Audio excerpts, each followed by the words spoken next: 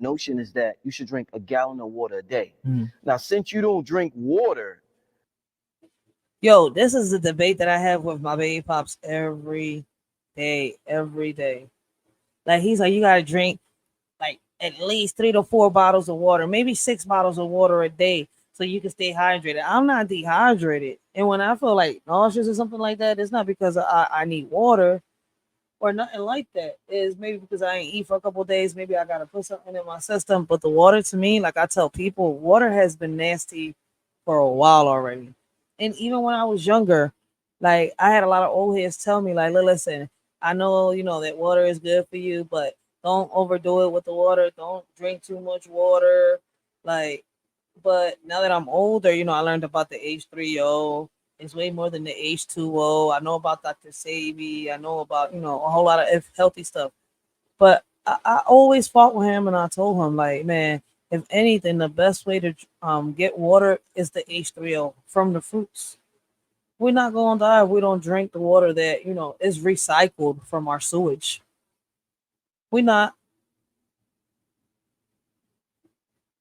do you drink a gallon of fruit water a day? No, why would I do that?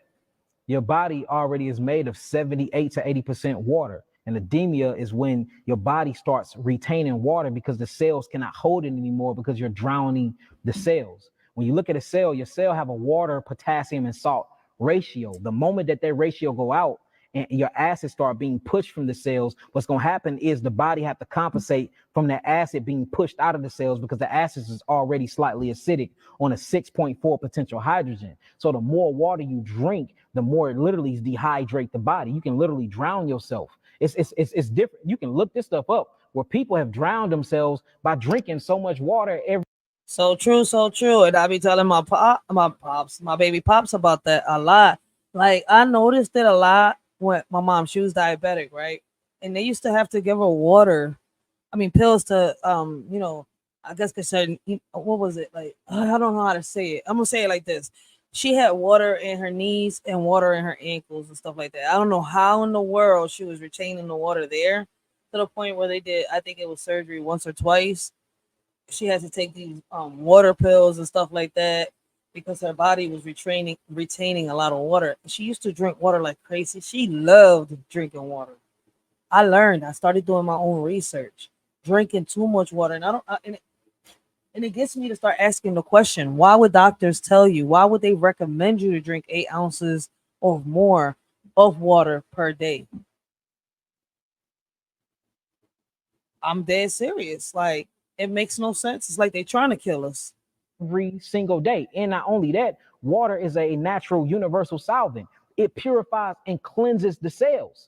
So you rinsing all of your electrolytes out of your body by drinking too much water. Not only that, you drown in the cells, you pushing potassium monophosphate out of the cells. Not only that, you pushing sulfur out of the cells, you pushing minerals like magnesium out of the cells, and then your body create pockets to hold this water to keep most of the cellular integrity together for you won't drown and die. So then you start seeing people get swelling of the ankles, swelling of the foot, swelling of the legs, swelling of the arms, and then you push on it. It's very edemic. We work with a lot of clients. You can put your thumb and your finger inside their skin and then make an imprint or impression on their skin. That's how much water is retained inside their body.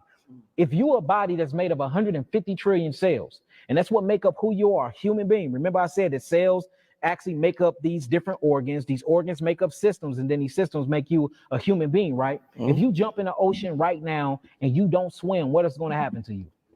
You're going to drown. You're going to drown. You jump in the ocean, don't swim, you're going to drown.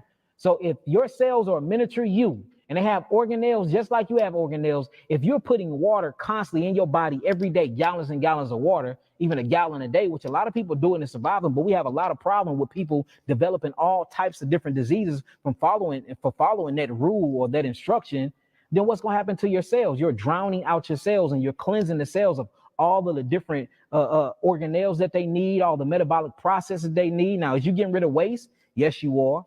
Because, I mean, remember, it's a universal solvent. We see water as powerful. It can cleanse anything. If we get a stain on the floor right now, guess what we're going to need to get the stain up? You're going to use some agent. It's a fact. Like I feel as though like me, your water intake should depend on your activity levels. Like for real, like you can survive 7 days without water, right?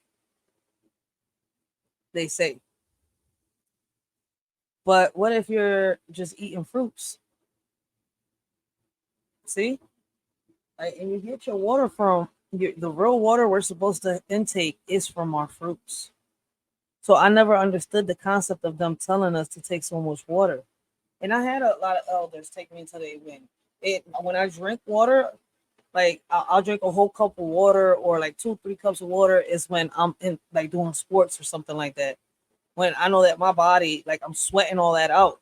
But when I'm not doing shit and I'm just sitting around or I'm chilling out there, you think I'm gonna be sitting here stuffing my body with all that water, knowing that my body is like 78-80% of water? Nah, man, we need to start doing our own research. Into some chemicals, but guess what you're gonna mix it with? That Water. universal solvent, which is water. So we have to start thinking things in my eye and thinking things in balance. The body is made for H3O2 to be converted into H3O. The body was not made for H2O. Am I knocking H2O? No, I'm not. Do H2O, can you survive off of H2O? Yes, we've been Yes. surviving for centuries and thousands of years off of H2O. Facts, but too much of it, too much of it. Why do y'all think people are having them problems? Like their bodies holding the water. You know, people get, start like I've seen people drink a lot of water and start puking that shit out and get sick afterwards. And I'm sitting here like I told you, you're drinking too much and then you drinking it too fast too. So I'm not knocking it in that way. I'm just saying it's used for different purposes. That's the water in the drinking water for animals, not for mammals like us or human beings. We're made for higher heights and we're made for more electrical foods that come with the amino acids and that comes with all of the vital minerals that we need inside of it and the sugars that we need. And that's your H3O2. It's so much high. Facts. That's why we need to be taking care of Mother Nature. We should be taking care of Earth. But our waters are polluted. Our sewers are full of trash. Our streets are full of trash. Like this shit is out of pocket. Hydration to it, you can do 30 ounces a day and you will be way better off than drinking a gallon of water a day. And we got this from clinical trials and proving this time after time after time. There's not one case that I healed of herpes, HIV, sickle cell anemia, leukemia, not one where we did it on water. We did it on an all fruit diet and all fruit juices with limited herbs. Best thing I could tell people is go do your own research and see what y'all come up with.